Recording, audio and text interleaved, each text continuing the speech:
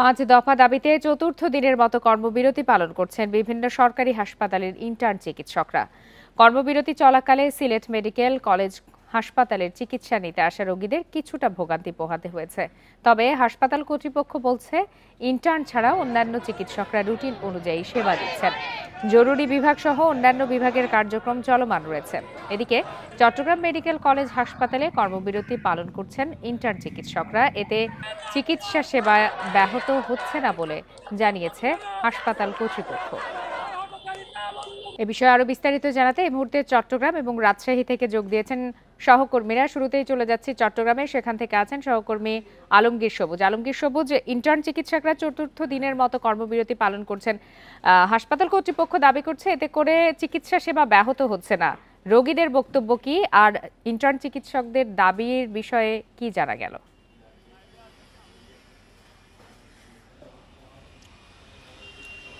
হাসপাতাল কর্তৃপক্ষ যদিও দাবি করছে তারা চিকিৎসা সেবা খুব বেশি ব্যাহত হচ্ছে না, তবে আমরা হাসপাতালে ঘুরে যেটা দেখেছি, অন্যান্য সময় যেভাবে ইন্টার্ন চিকিৎসকরা থাকেন সেটা নাই, যেহেতু কিছুটা আসলে ভোগান্তি হচ্ছে।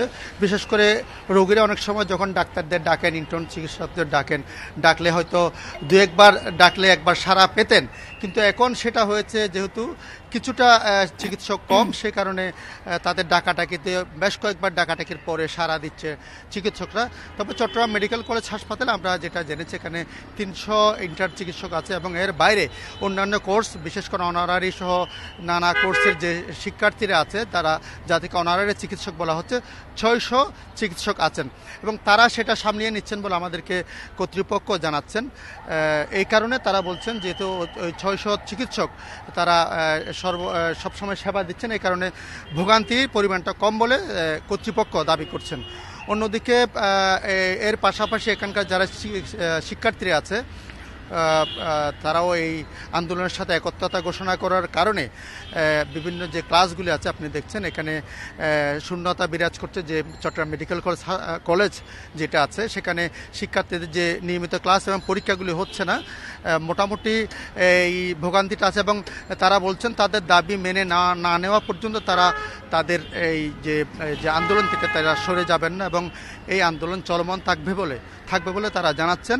মোটামুটি আমরা যেটা আজকে এখানে মেডিকেল কলেজ হাসপাতাল ঘুরে দেখেছি, রোগীরা কিছুটা ভোগান্তিতে পড়েছে, তবে খুব বড় বেশি কোনো ভোগান্তিতে পড়ছে না তারা, এবং কর্তৃপক্ষ সেটা দাবি করেছে। মোটামুটি অন্যান্য যারা চিকিৎসক আছেন তারা তাদের চিকিৎসা কার্যক্রম চালিয়ে নিচ্ছেন বলে আমাদেরকে জানাচ্ছেন।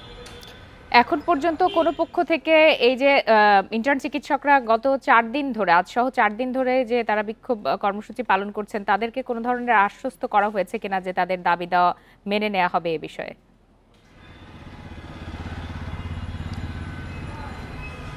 আমরা আন্দোলনরতদের সাথে আলাপ করেছিলাম, তারা বলেছেন তাদের সাথে কোনো পক্ষ থেকে তাদের সাথে কোনো যোগাযোগ করা হয়নি, কারণ তারা তাদের আন্দোলন চলমান রেখেছেন বলে জানাচ্ছেন এবং তারা বলছেন তাদের যে আন্দোলন সেটা তারা চালিয়ে যাবেন এবং যতদিন তারা তাদের লক্ষ্যে পৌঁছাতে না পারেন তারা তাদের আন্দোলন চালাবেন বলে জানাচ্ছেন। এখনও পর্যন্ত তাদের সাথে কেউ কোনো ধরনের আলাপ করেনি বলে তারা আমাদেরকে জানাচ্ছেন। তবে আরেকটা বিষয়, তারা যেহেতু যে তাদের আন্দোলন সংগ্রাম যে দৃশ্যমান যেটা করতে সেটা আজকে করছে না। তারা বলছেন যেহেতু আগামীকাল বিডিএস পরীক্ষা আছে এখানে চট্টগ্রাম মেডিকেল কলেজ হাসপাতাল ডেন্টাল ইউনিটের, এই কারণে এটার সম্মানে তারা তাদের যে দৃশ্যমান আন্দোলন সংগ্রাম যে এগুলি করছে না, তারা মূলত কর্মবিরতি পালনে রেখেছেন। আলমগীর সবুজ, আপনি আমাদের সাথেই থাকুন একই বিষয়ে জানতে। এবারে চলে যাচ্ছি রাজশাহীতে, সেখান থেকে যোগ দিয়েছেন সহকর্মী মুস্তাফিজুর রহমান। মুস্তাফিজ, ইন্টার্ন চিকিৎসকদের এই 4 দিনের কর্মবিরতিতে কি ধরনের ভোগান্তিতে পড়েছেন রোগীরা সেটি জানাবেন, আর হাসপাতাল কর্তৃপক্ষ তো বলছে তেমন একটা সমস্যা হচ্ছে না, সরজমিনে কি দেখলেন?